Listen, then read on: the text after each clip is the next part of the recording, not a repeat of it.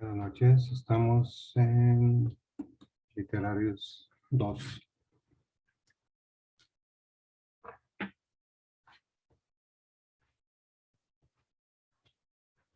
¿Ahí andas, Lupita? Mande, profe.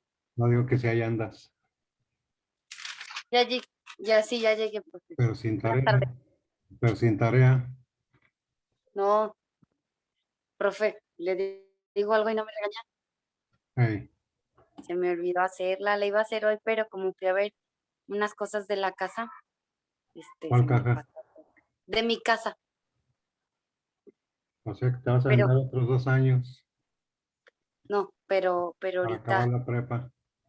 no, Buenas ahorita noches, se la maestro. mando. Hola, buenas noches.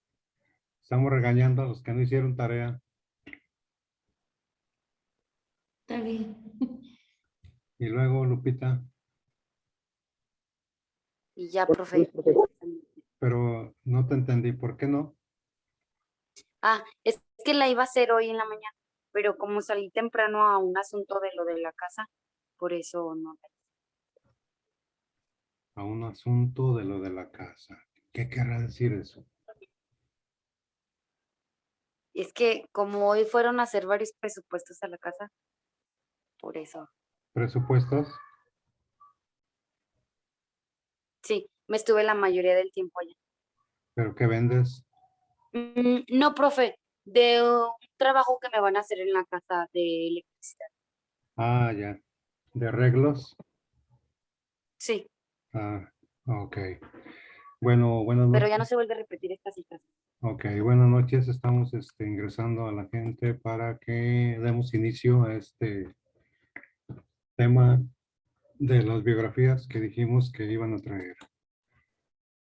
No sé si alguien quiere empezar. Yo, maestro, Muy bien. Fátima. ya voy. Bueno, nos dejó de 3.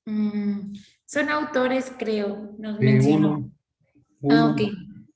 Era Sí, Corneille, sí. Pierre, él, Pierre, Pierre Pierre, Corneille. ajá, él.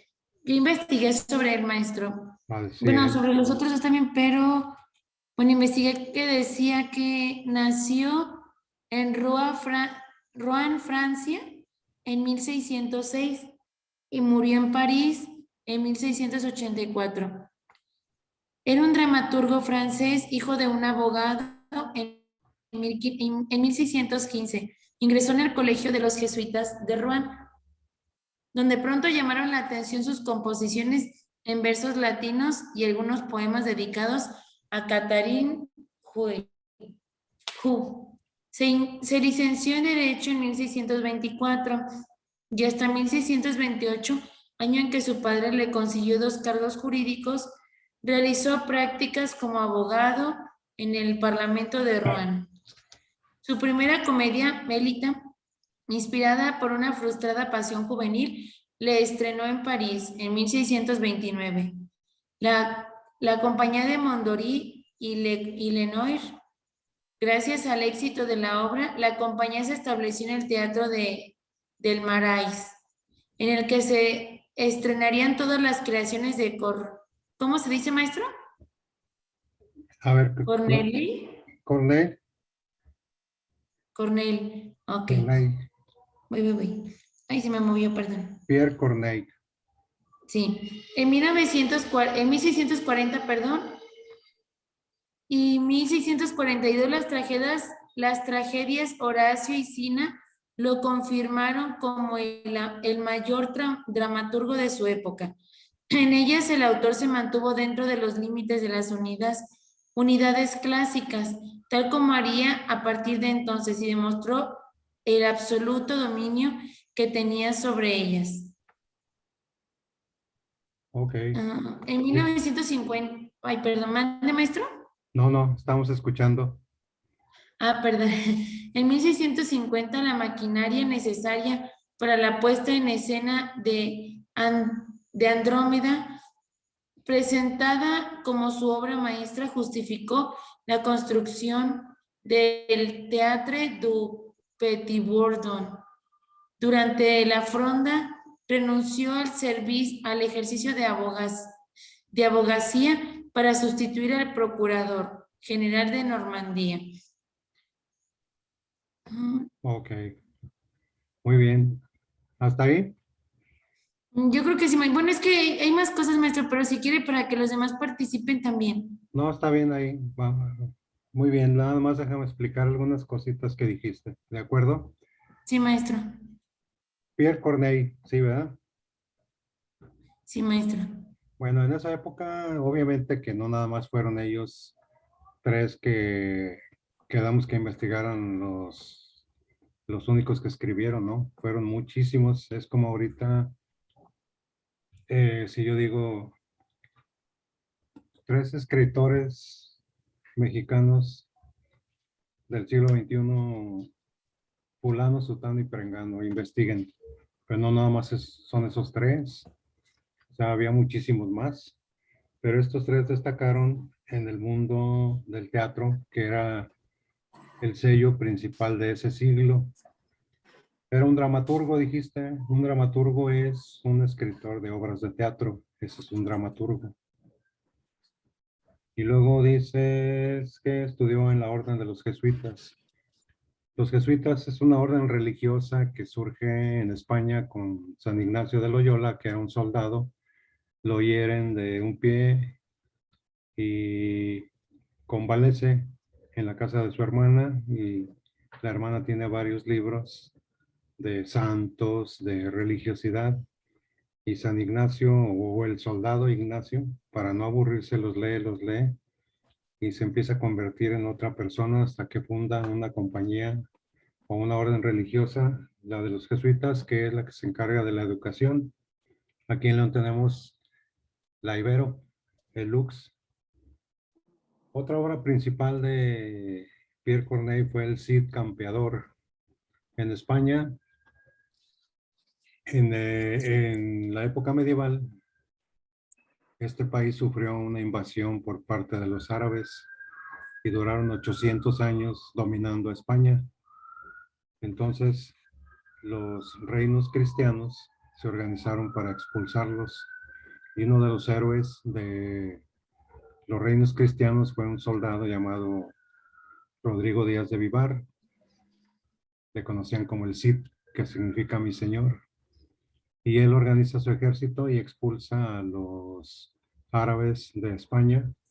Y Pierre Corneille se inspira en las hazañas de este personaje y compone una obra de teatro, que por cierto es de las más famosas. Pero aquí puedes sacar una moto a crédito, aquí en Electra, Ah, caray. cuestan como 20,000, 30,000 pesos y vienes a dar abono cada semana de 500 Marisol, pesos.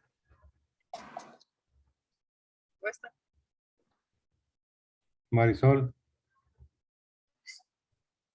Buenas noches, profe. ahí te encargo una moto, ¿no? A crédito. ¿Sí?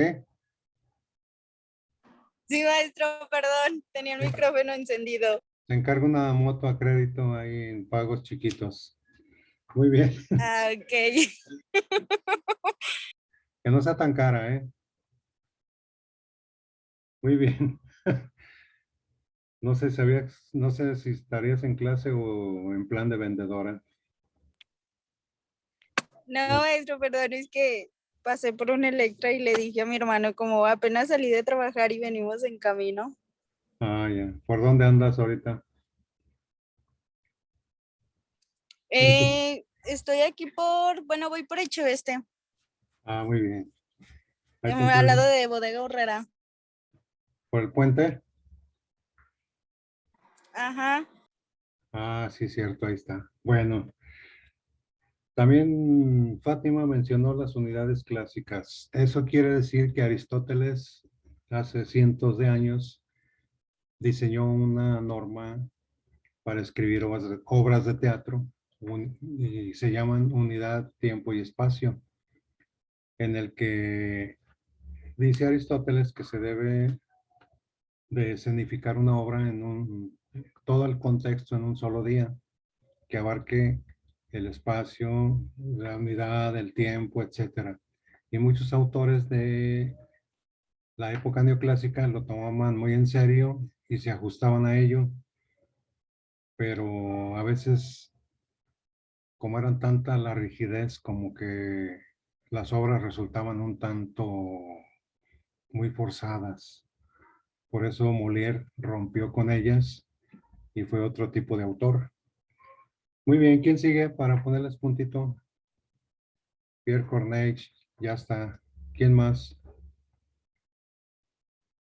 ¿Alguien que quiera leer otra biografía? Profe, Diga. uno era de Jean Racine, Racine, Racine. Racine. Sí, Oye, sí. que fue un dramaturgo francés del neoclasismo, padre del poeta Louis Racine. Es considerado uno de los tres grandes dramaturgos del siglo XVII francés, junto a Corneille y Molière. Sí, ahorita dijimos que son de los tres más grandes, pero no quiere decir que fueron los únicos. O sea, destacaron. Por ejemplo, aquí Racine fue uno de los clásicos autores que respetaron la unidad clásica que decía Aristóteles, que toda obra de teatro debe escenificarse y en un solo día, o sea que toda la trama debía suceder en un solo día y con cierto espacio y tiempo. Y Racine fue de los que más se apegaron a las normas. Entonces, una crítica que se le hace al teatro del siglo XVIII es que era muy frío, muy así como muy cuadrado, como que no se salía del esquema, de la norma. Y el que se salía era considerado un mal autor, un mal escritor. Entonces, para no ser considerados como tal, todos se ajustaban a las normas. Pero ustedes saben que cuando algo es forzado, rígido, pierde el interés, ¿no? Y pierde esa chispa y esa emoción. Molière, ¿quién lo quiere leer? Jean-Baptiste Poquelin, mejor conocido como Molière.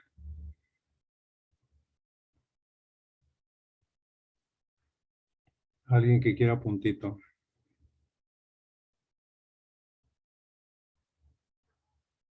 Acuérdense ¿De que quién, profe? Disculpe. Molière se escribe Molière. Molière. Jean-Baptiste Profe, Poquelin.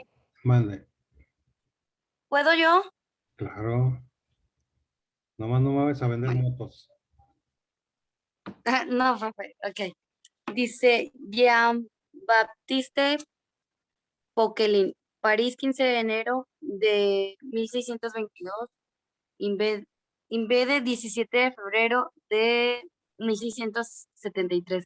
Llamado Molière, fue un dramaturgo, actor y poeta francés ampliamente considerado como uno de los mejores escritores de la lengua francesa y literatura universal. Sus trabajos existentes incluyen comedias, farsas, tragicomedias, comedias, balletes y más. Sus obras se han traducido a todas las lenguas vivas principales, considerado el padre de la comedia francesa. Dice, sus trabajos se interpretan con más frecuencia que los de cualquier otro dramaturgo actual. Muy bien. Algunas obras no aparecen Déjeme ver. porque voy a comentar de ellas. Ok. Lugares. El Permítame. Tartufo y no sé quién más. Si quiere, yo les comento, profe. A ver, Brenda Rangel. Ok, obras notables. Los enredos de Scapin, los burgués, hombre, el enfermo imaginario, el misántropo, el tartufo, Don Juan, la escuela de las mujeres, el atolandrado o los contratiempos, la escuela de los maridos, el avaro, las preciosas ridículas, las mujeres sabias y el médico a palos. correcto, porque ahorita los vamos a comentar. Muy bien, Brenda. Saludos a Echeveste. ¿O de dónde eres? ¿Tú no eres de Echeveste?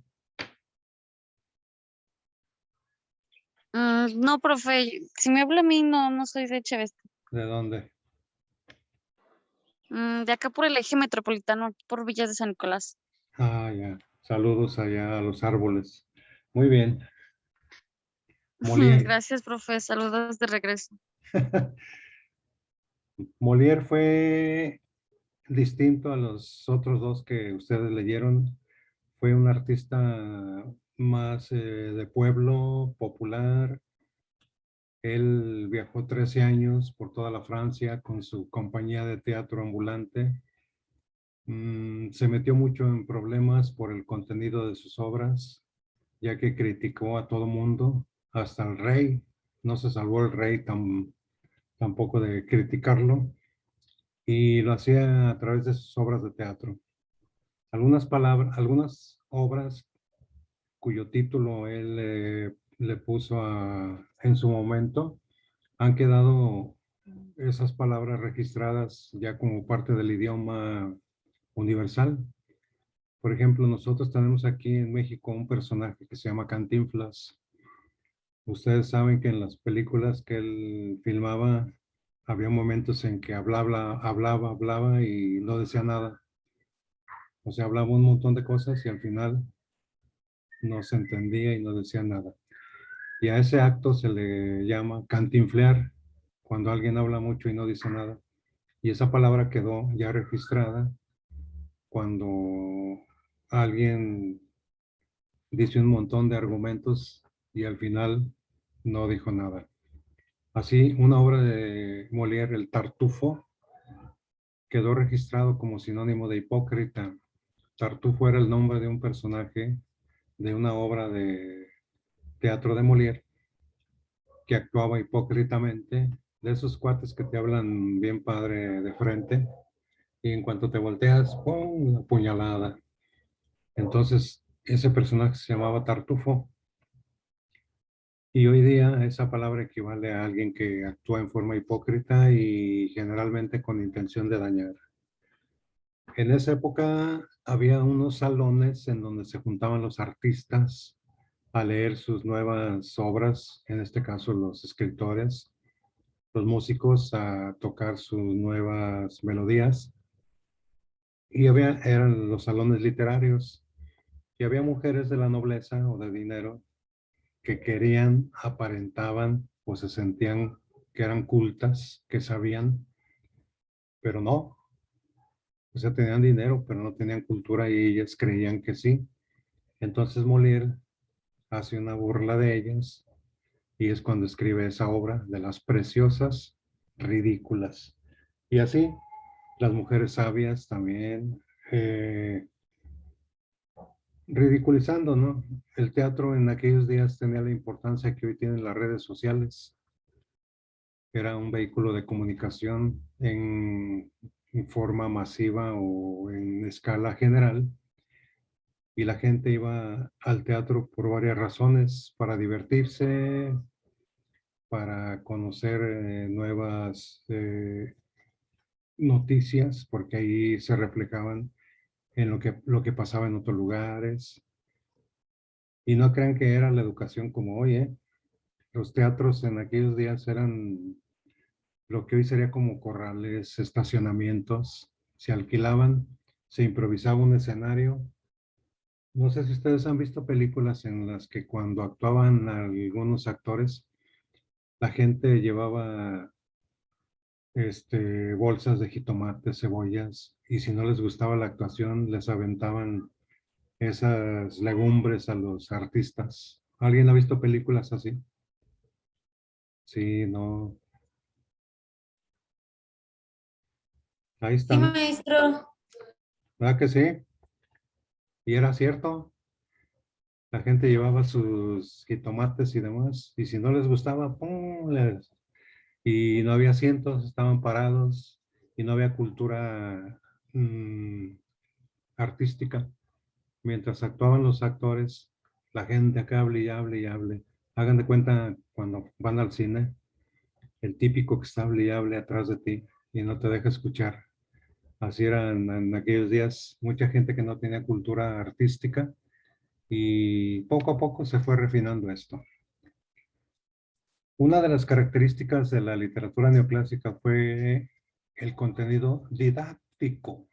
La palabra didáctica es sinónimo de enseñanza, algo que deja una enseñanza. Y el teatro era sinónimo de enseñanza. Entonces vuelve a surgir lo que fue en la literatura clásica la fábula. En las fábulas, al final hay una enseñanza de carácter moral que se llama así, moraleja, que quiere decir enseñanza moral breve, corta. Entonces, mientras ustedes buscan una fábula y la leen, ahorita yo voy a pasar lista. Actividad, busca una fábula, no todos la misma, y ahorita al que lea le ponemos su puntito mientras paso lista. Busquen una fabulita, please.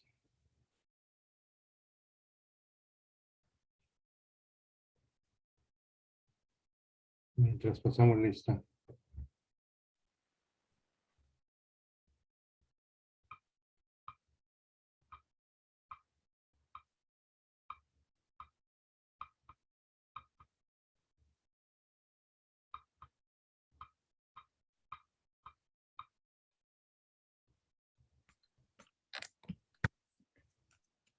Disculpe, maestro, ¿me podría repetir de nuevo? Sé como que Sí. se me trabó. Por favor. Sí. Van a buscar en internet una fábula. Ojalá y no todos la misma y ahorita la leemos. ¿Sí? Una fábula, sí solamente, ¿verdad, maestro? Sí, y ahorita la leemos y la platicamos. Mientras paso Ok, lista. maestro, gracias. Sí. A ver, Lupita Acevedo. Lupita. Presente. Miguel Guardado Acosta. Presente. Fátima Landín. Presente, maestro. Ok. León Varela. Presente. Lira Ramírez. Carlos. Eduardo. Lira. Marisol Martínez. Presente, profe. Sin motos, ¿verdad? Por favor.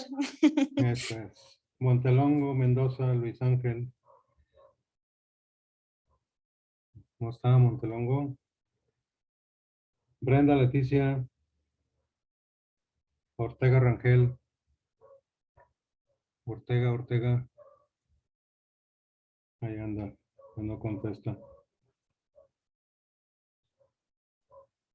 Ortega Rangel. Ortega Soto, Héctor. Presente, profe. Muy bien. Mariano Pedrosa Garay. Mariano. Oscar Joseph Vargas Díaz. Presente. Muy bien.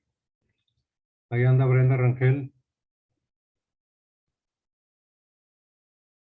¿Ma?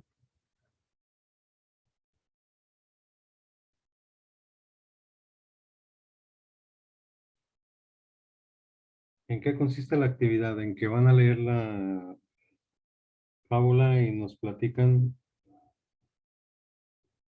desde su punto de vista qué enseñanza deja.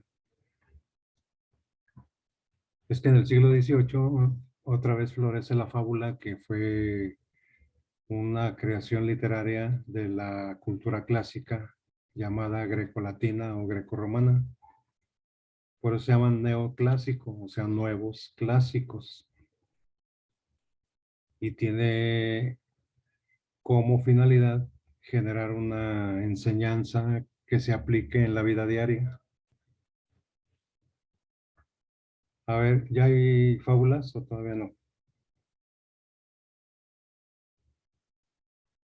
¿Qué voy a hacer? Buscar una y la leo y ya.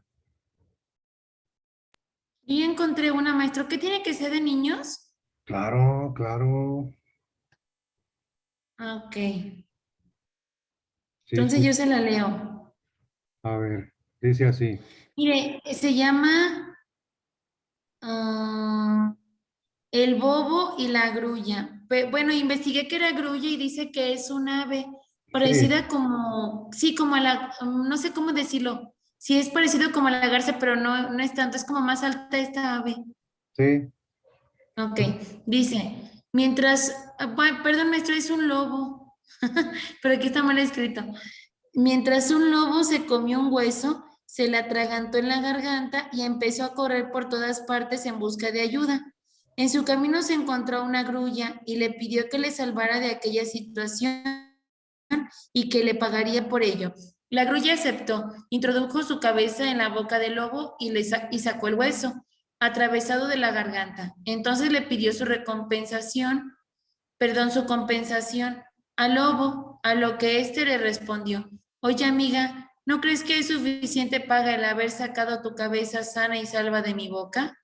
Moraleja, nunca hagas favores a malvados, traficantes o corruptos, pues mucha paga tendrías si te dejan sano y salvo. Así es. ¿Alguna opinión?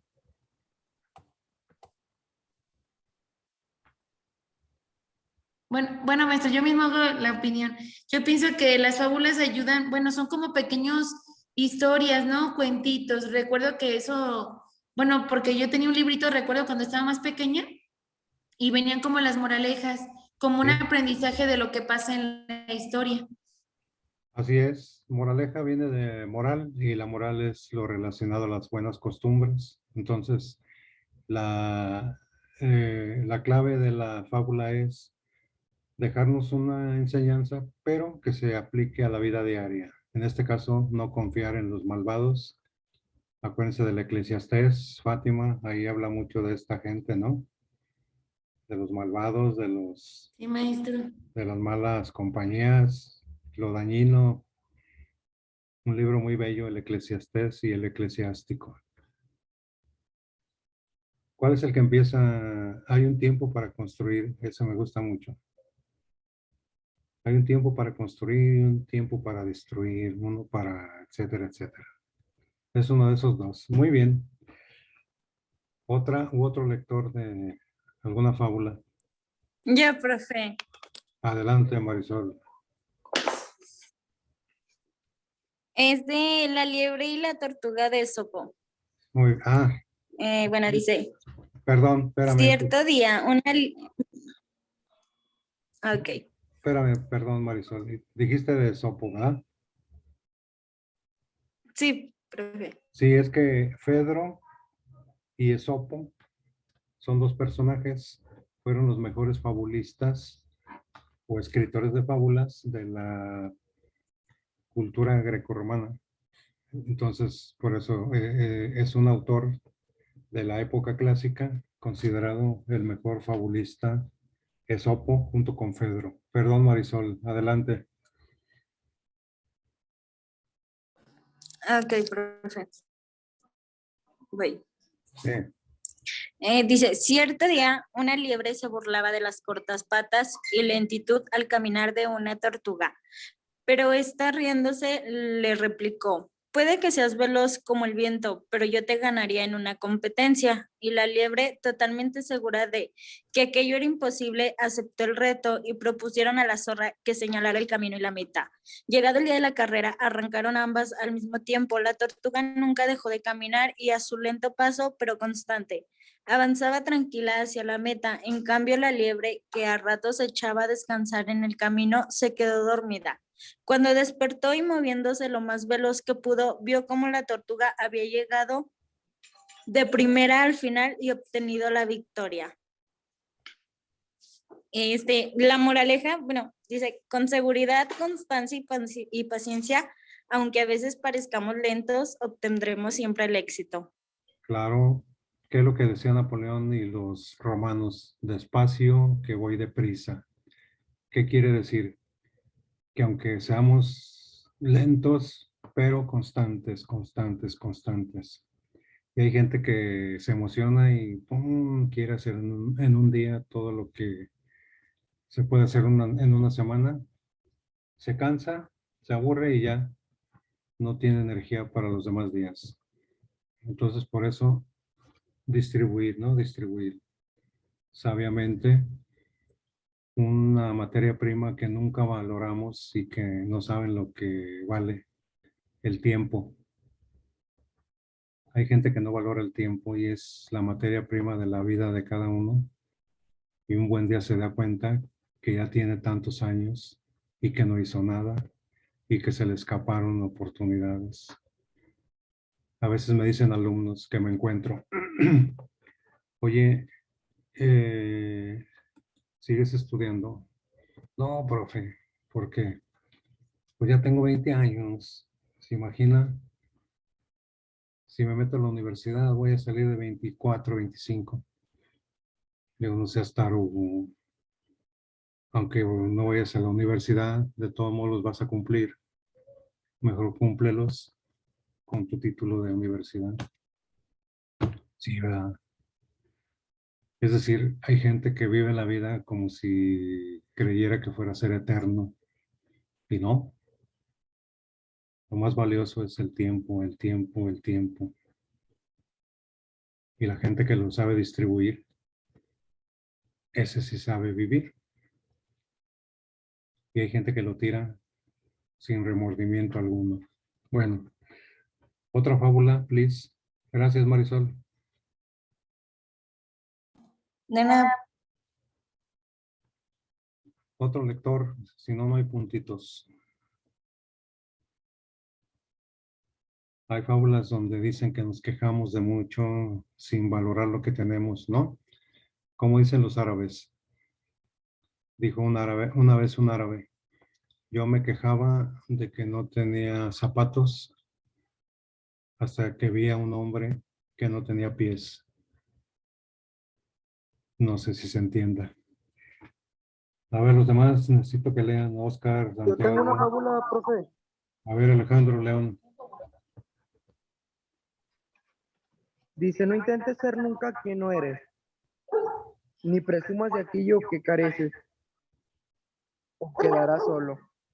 El cuervo orgulloso, esposo. Así dice, profe.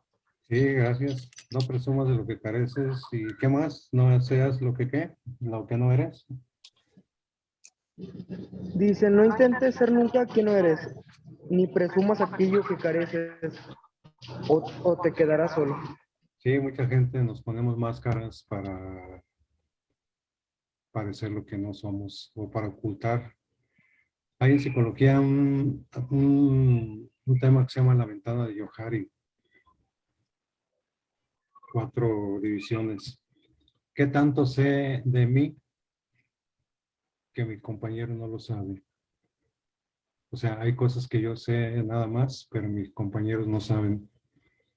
Y hay cosas que mis compañeros saben que ni sé que yo, o sea, que ni yo sé.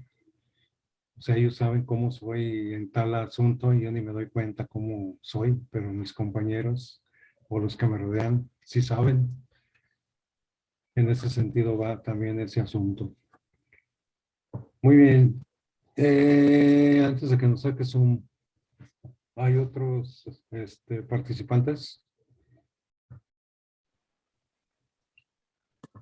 Yo, profe. Muy bien. Dice, las liebres y los leones. Las liebres hablaban en la asamblea y discutiendo que todos deberían ser iguales. Los leones entonces replicaron, sus palabras, señoras liebres, son buenas, pero carecen de garra conmigo como los que tenemos nosotros. Moraleja, acepta que todos tenemos diferentes cualidades para diferentes circunstancias. Exacto. Nada más que en nuestra cultura en México no favorece la estima en la gente. O sea, tenemos baja estima como pueblo. Oye, ¿eres bueno para esto? Ay, más o menos. Ahí le hago la lucha. Y en nuestras culturas dicen, sí, sí soy bueno para esto. O sea, con una confianza. Sí, sí, sí. Dios me dio esa cualidad, sí. Sí la hago. Y aquí no, tenemos una baja estima. Ay, más o menos. Ay, como puedo. Ahí voy saliendo. Bueno, esa es la moraleja también. Entonces, ¿cómo qué personajes actúan en una fábula? Ahorita, ustedes lo están leyendo ahorita. ¿O quiénes participan en las fábulas? Pues ponen de ejemplo como a los animales, ¿no, maestro? Así es. La zorra, el cuervo, la liebre, la tortuga. También elementos de la naturaleza. Un río, una nube, una flor, un arroyo. ¿Sí? Un árbol. Un árbol. Y siempre dejan la enseñanza, esa es la finalidad. Por ejemplo, hay una fábula que me gusta que dice, cuentan de un sabio que un día tan pobre y mísero estaba que solo se alimentaba de unas hierbas que comía. Habrá otro, entre sí decía, más pobre y triste que yo. Y cuando el rostro volvió, halló la respuesta viendo que otro sabio iba cogiendo las obras que él arrojó. Lo que a uno les sobra, a otro les falta y viceversa, ¿no? Pues en este mundo medio desequilibrado hay que equilibrar. Muy bien, entonces ahí terminamos. ¿Cuándo hay exámenes? ¿Alguien ya les dieron fechas? El de textos filosóficos el siguiente miércoles. El siguiente miércoles examen. Muy bien. Entonces, ¿y los otros? Ah, Marisol, creo que era de este miércoles tenemos otra clase y hasta la siguiente.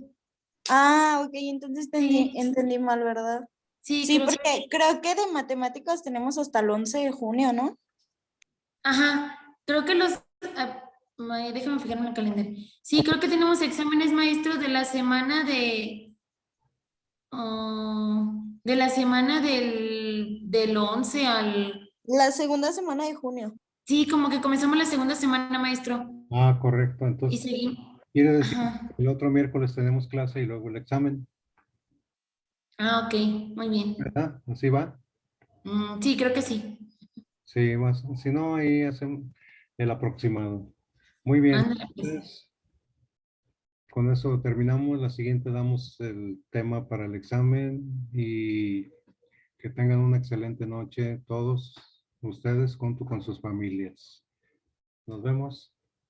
Gracias, maestro, que esté muy bien. Hasta luego, Hasta profe, gracias. luego. Adiós.